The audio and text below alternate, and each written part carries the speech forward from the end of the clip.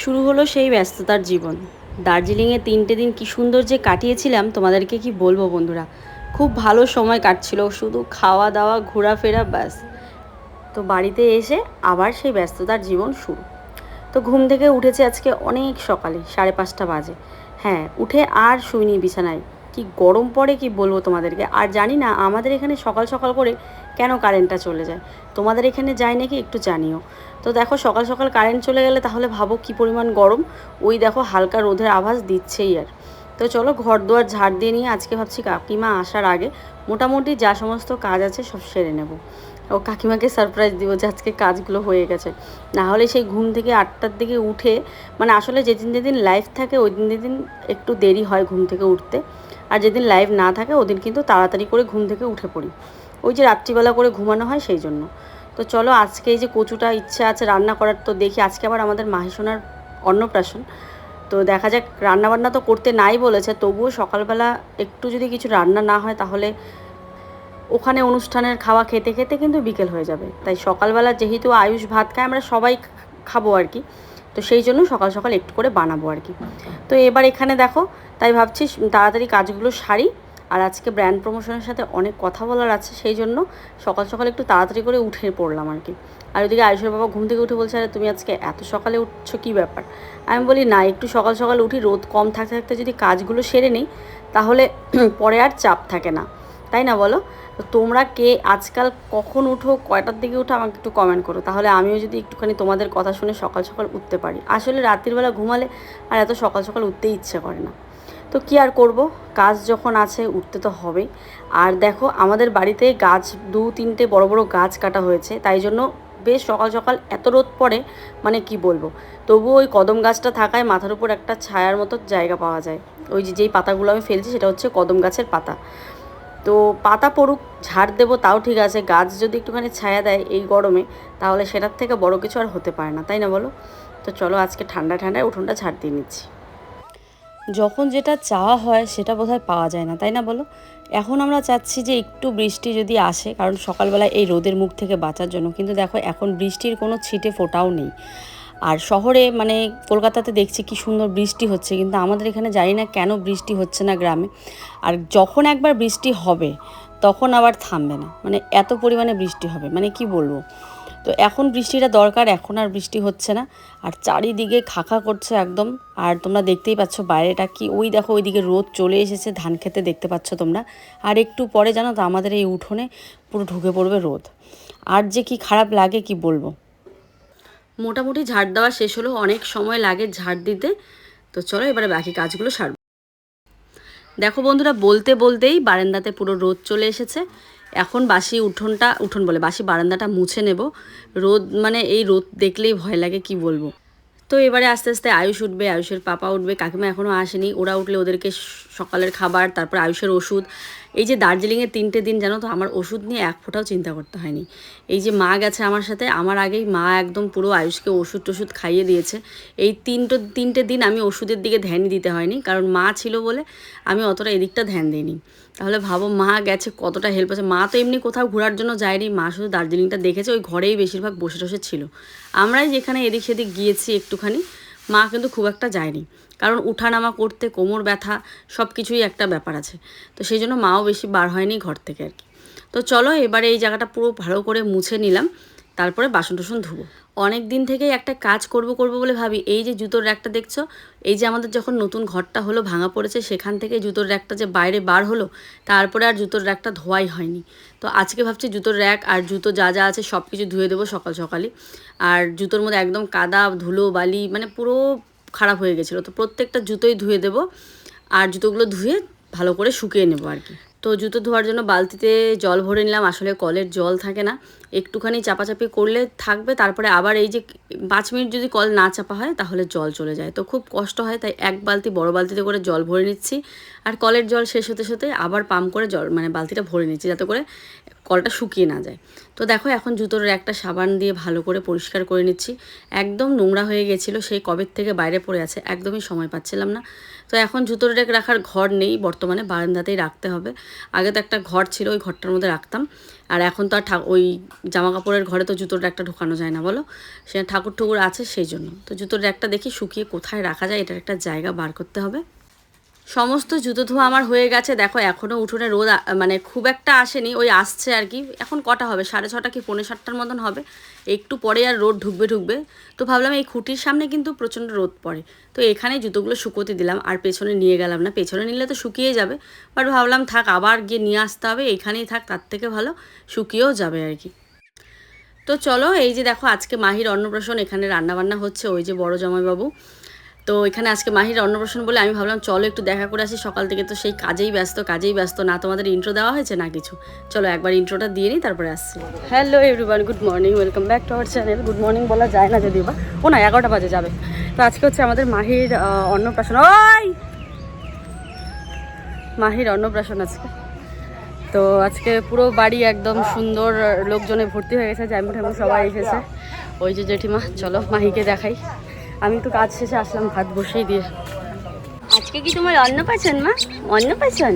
ওরে বাবালি। এত যে বলতাম কান্না করে না, এখন এই যে কান্না করে, গুজু। তো বন্ধুরা, এইমাত্র আসলাম আর কি ওই ওদের বাড়ির থেকে। ওদের বাড়িতে অনুষ্ঠান, ওইখানেই খাওয়া দাওয়ার কথা বলেছে। তাও ভাবলাম যে না, ঘরে একটুখানি ভাত বানাই। তো ভালোই হয়েছে, একদিকে জামাইবাবু মাছ খায় না, মানে আমার যে জামাইবাবু আছে ওই দেখালাম, সেই জামাইবাবু মাছ টাছ কিছু খায় না, ডিম খায় আর পনির খায়। তো সেই জন্য ডিমও নিয়ে আসলো আইসরাপা, আর পনির হচ্ছে দিদি দিল। তো বললো এটা কেটে রান্না করতে, জলপাই আলু দিয়ে, এটাও সেদ্ধ করা, এটাও ওই অনুষ্ঠান বাড়ির আর কি। তো চলো এগুলো কেটে একদম রেডি করে নিই, ডিমটাকে সেদ্ধ দিব। এই তো একটা জেঠিমা পায়েস বানাতে দিল মাহির জন্য অন্নপ্রাশনের। তো এখানে অল্প দেখছো না, দাঁড়াও কাণ্ডটা কি হয়েছে দেখাচ্ছি। এই দেখো এখানে পায়েস বানিয়েছি কতগুলো, দুধ পুরো ছানা হয়ে গেছে। জানি না কেন, ওটা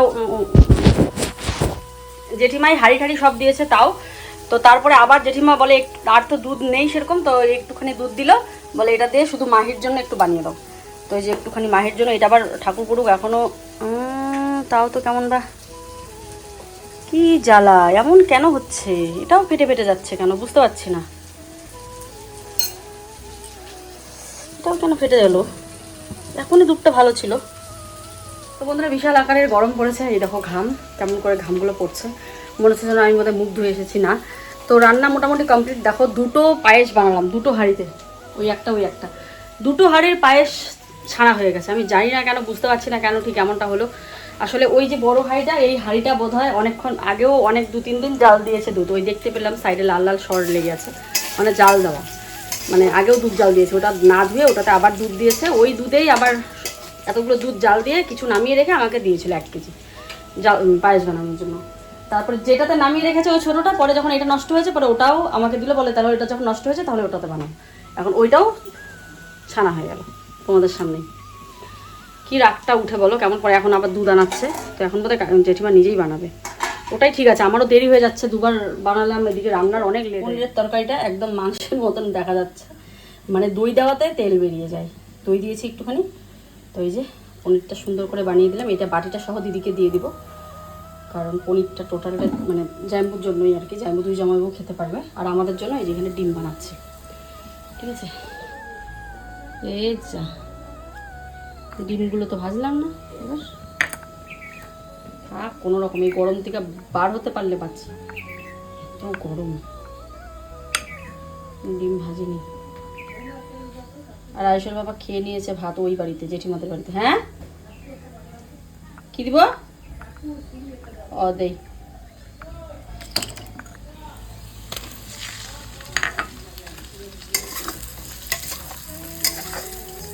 তো বন্ধুরা ওই যে আমার ননাস এসেছে, তরকারি নিচ্ছে জামাইবাবুর জন্য, পুস্কির জন্য।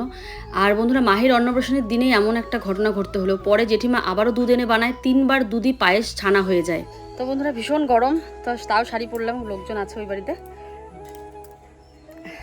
আয়ুষ যদি ভাত খায় তাহলে দিও, হ্যাঁ তুমি রেস্ট করো, ফ্যানের নিচে থাকো, আয়ুষ আসতে করে। তো চলো এখন যাই, আর ওইদিকে দিদি তরকারি নিচ্ছে। তুমি আসো। গেছো, কারণ এই ঘরটা আজকে সকাল থেকে বন্দি ছিল, এখন ওর এটা অফিস ঘর হয়ে গেছে, এখানেই থাকে। তো চলো দিদিভাই ভুট্টা নিচ্ছে। জাইমু কখন খাবে?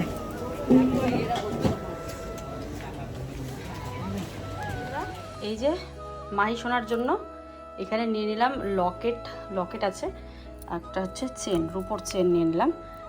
এই তো বন্ধুরা, এই যে মাহির জন্য একটা চেন নিলাম, এই যে চেনটা, চলো এটা দেব। আর সবাই খেতে বসে পড়েছে, একটা বিশাল আকারের এক টেনশন একজন ঢুকিয়ে দিয়েছে মাথার মধ্যে, বুঝতে পারলে? তোমাদেরকে পরে যদি সময় হয় আমি বলবো, না হলে কালকের ব্লগে বলবো, চলো চলো বন্ধুরা, এখানে আমার মাহি সোনাকে কি সুন্দর করে শাড়ি পরিয়েছে, দেখো ছোট্ট কিউট শাড়ি পরিয়েছে, কি দারুণ লাগছে দেখতে। তো এখন হবে অন্নপ্রাশন। এটা হচ্ছে মাহির মা কেন বলছি, মৌয়ের মা, মানে মাহির দিদা। এই মৌ আর মাহি দুজনকে আমার এত গন্ডগোল লাগে কি বলবো, মৌ মাহি।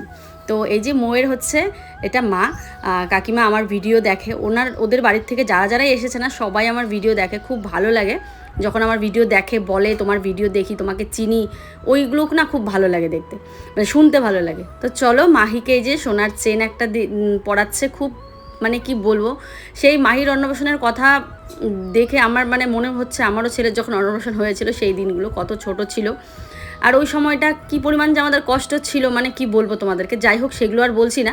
তো আজকে মাহি সোনার জন্য প্রাণ ভরে আশীর্বাদ করছি যেন খুব মানে বড় হয়ে ভালো মানুষের মতো মানুষ হয়, আর তোমরাও ওকে আশীর্বাদ করে দিও।